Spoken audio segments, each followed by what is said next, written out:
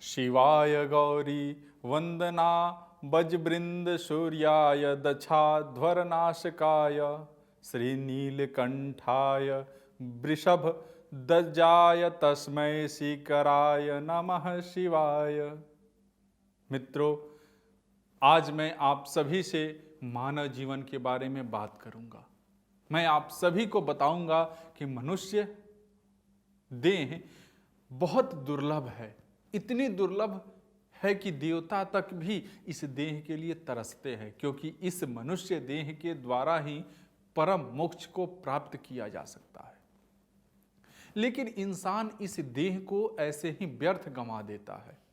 दर्शकों, जैसा कि मैंने बताया कि मनुष्य जन्म अति दुर्लभ है। मनुष्य जन्म ही ऐसा है जिसमें हम भगवान को पा सकते हैं। यह मनुष्य देह अत्यंत दुर्लभ और क्षण भंगुर है।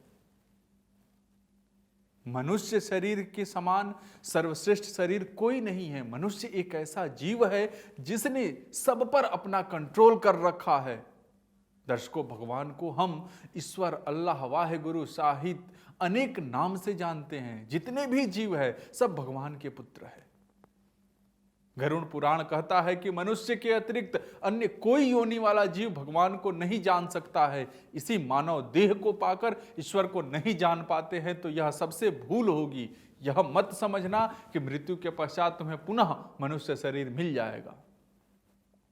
यदि भगवान को नहीं जान पाओगे तो पुनः 84 लाख योनियों में भटकना पड़ेगा।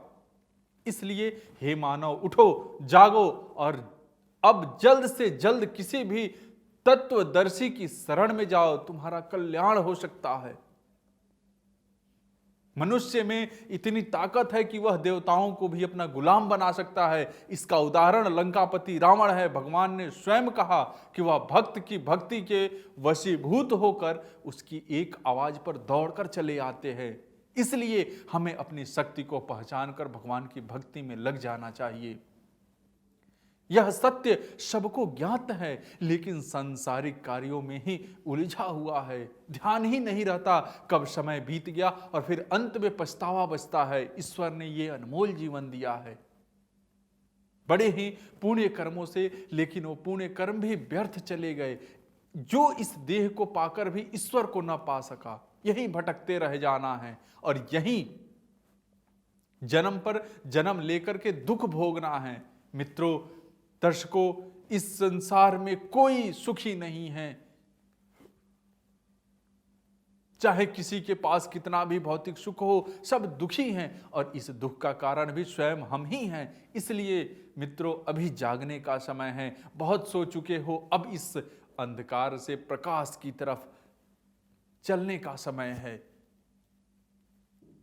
तब ही सत्य का बोध होगा। जब तक इस अंधकार में रहोगे, ऐसे ही दुख भोगते रहोगे। इस अंधकार से निकलने वाले गुरु की शरण में आओ, जीवन बदल जाएगा।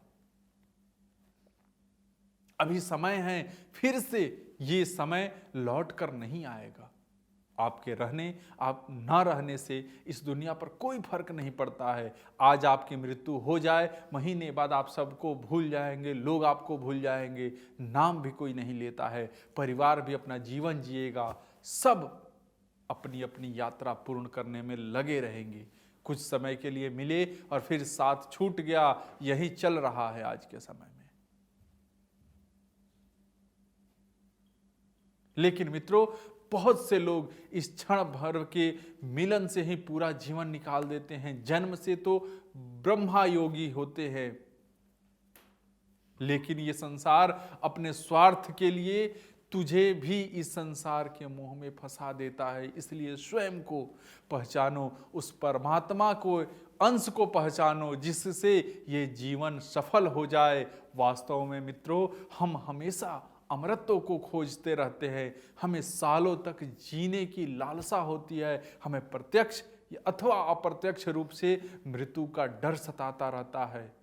हम मृत्यु के भय से चिंतित, भयभीत, पीड़ित और चित्त भ्रमित रहते हैं।